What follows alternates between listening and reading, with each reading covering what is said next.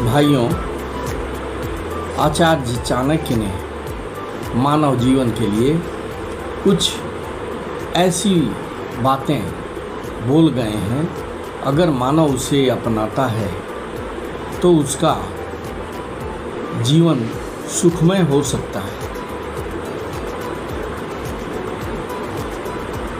उनका कहना है कि शिक्षा सबसे अच्छी मित्र है। एक शिक्षित व्यक्ति हर जगह सम्मान पाता है। शिक्षा सौंदर्य है और यौवन को परास्त कर देती है। जब तक आपका शरीर स्वस्थ और नियंत्रण में है और मृत्यु दूर है, अपनी आत्मा को बचाने की कोशिश कीजिए। जब मृत्यु सिर पर आ जाएगी तब आप क्या करेंगे? व्यक्ति अकेले पैदा होता है और अकेले मर जाता है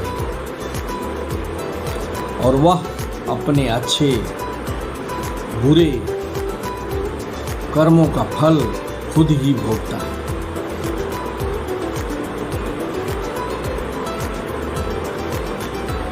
वह अकेले नर्क भी जाता है, वह अकेले स्वर्ग भी जाता है। जो बीत गया सो बीत गया।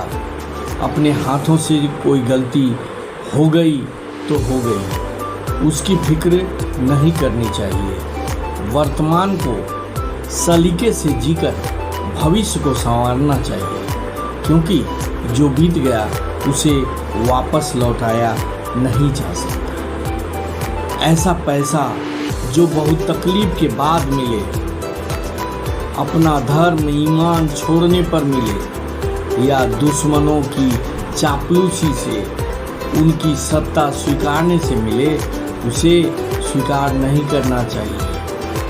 अगर कोई व्यक्ति कमज़ोर है तब भी उसे हर समय अपनी कमजोरी का प्रदर्शन नहीं करना चाहिए, क्योंकि जितना ही वह कमजोरी को प्रदर्शित करेगा उसका मूल्य, उसका वैल्यू उतना ही घटेगा। दिल में जो प्यार रखते हैं, दिल में जो प्यार रखते हैं उनको दुख झेलने ही पड़ते हैं। दिल में प्यार पनपने पर बहुत सुख महसूस होता है, मगर इस सुख के साथ एक डर भी अंदर ही ना अंदर पनपने लगता है। होने का डर, अधिकार कम होने का डर, मगर दिल में प्यार पनपे नहीं, ऐसा तो हो ही नहीं सकता। तो प्यार पनपे, मगर कुछ समझदारी के साथ। संक्षेप में कहें तो प्रीति में चालाकी रखने वाले ही अंततः सुख पाते हैं। जब आपका बच्चा जवानी की दहलीज पर कदम रखे, यानी कि 16-17 वर्ष का होने लगे, तब आप संभल जाएं और उसके साथ एक दोस्त की तरह व्यवहार करें। यह बहुत जरूरी है।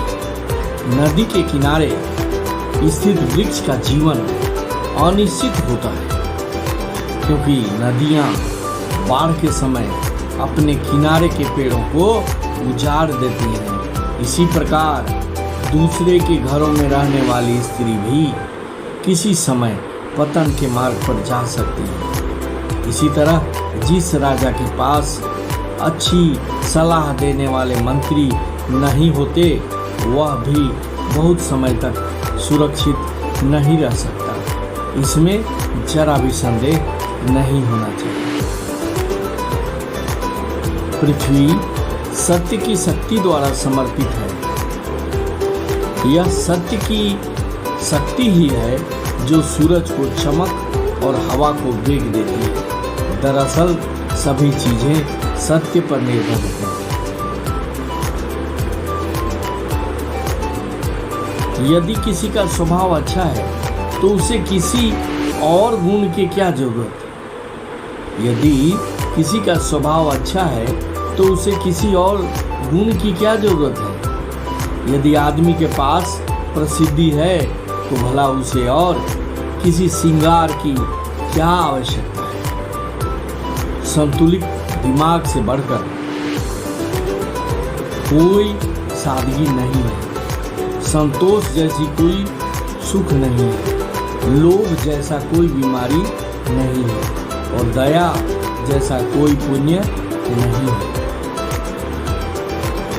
झूठ बोलना, उतावलापन दिखाना, दुस्साहस करना, छल कपट करना, मूर्खतापूर्ण कार्य करना, लोभ करना, अपवित्रता और निर्दयता, ये सभी स्त्रियों के स्वाभाविक दोष हैं।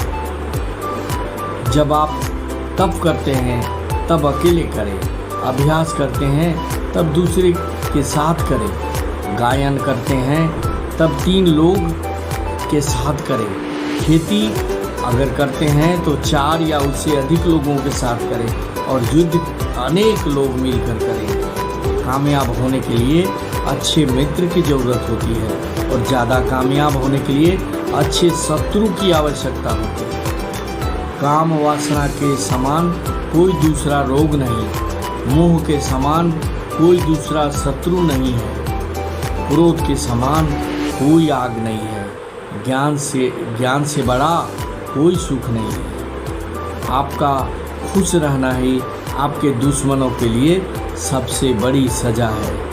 अच्छे कार्य जीवन को महान बनाते हैं। यह मत भूलें कि यह जीवन अस्थायी है, इसलिए जीवन के हर क्षण का उपयोग किया जाना जरूरी है। मौत आ जाएगी तो फिर कुछ भी नहीं रहेगा, न यह शरीर, न कल्पना, न आशा, हर चीज मौत के साथ दम तोड़ देगी। इसलिए भाइयों, अपने जीवन का भरपूर आनंद उठाना चाहिए। जो कुछ है, जो आप कर सकते हैं, उसी को करना है और उसी में आनंद की अनुभूति करनी है। जीवन में जितना अधिक आप आनंद अर्जित करेंगे, आनंद से रहेंगे, वही आपके साथ जाएगा। और दुनिया में अर्जित बड़े बड़े मकान, बड़े बड़े भवन, बड़े बड़े गाड़ियाँ कोई किसी के साथ कभी नहीं जाता है और ना ही हमारे या आपके साथ जाएगा तो सिर्फ हम जो सुख भोग किए हैं, जो अच्छे कार्य किए हैं, जो आनंद प्राप्त किए हैं, वही हमारे साथ जाएगा। आनंद के साथ अगर हम इस दुनिया में जाते हैं तो परमानंद का दरवाज़ा हमारे लिए हरदम खुला मिलेगा। और अगर हम छल कपट करके जीवन को कुड़ कर जिए और लोभ मोह के मद में पड़कर अपना पराया करते चलें, जीवन में कभी सुख का अनुभूति न कर पाएं, तो ऐसा जिंदगी बेकार है।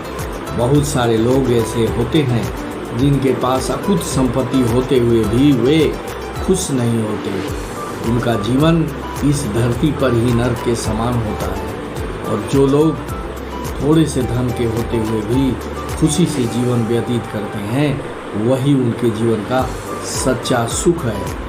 इसलिए सभी की कोई को कभी भी इस सांसारिक भौतिक वस्तुओं पर अभिमान कभी नहीं करना चाहिए, क्योंकि ये सभी नाशवान हैं। ये शरीर भी नश्वर है। आज ताकतवर हैं, कल बूढ़े हो जाएंगे, दुर्बल हो जाएंगे, बीमारियां घेर लेंगी। तब ये सारे धन उस बीमारी को ठीक करवाने में चले जाएंगे और वो बीमारी ठीक भी नहीं होगी और एक दिन आप खाली हाथ इस धरती से चले जाएंगे। इसलिए ना शरीर पर घमंड करना चाहिए, ना धन दौलत पर घमंड न करना चाहिए। जितना हो सके परोपकार करने की ज़रूरत है, दूसरे का कल्याण करने का ज़रूरत है। कल्याण करेंगे तो भगवान कृष्ण भी आपको कल्याण के मार्ग पर ले जाएंगे और अंत में आपका कल्याण करेंगे, ताकि आप लोग भी वैकुंठ धाम या गोलोक धाम जिसके आप हकदार होंगे वहाँ जा पाएंगे। अगर यह वीडियो अच्छा लगा तो इसे सब्सक्राइब करेंगे, शेयर करेंगे और लाइक करेंगे। Thank you very much. जय हिंद, वंदे मातरम।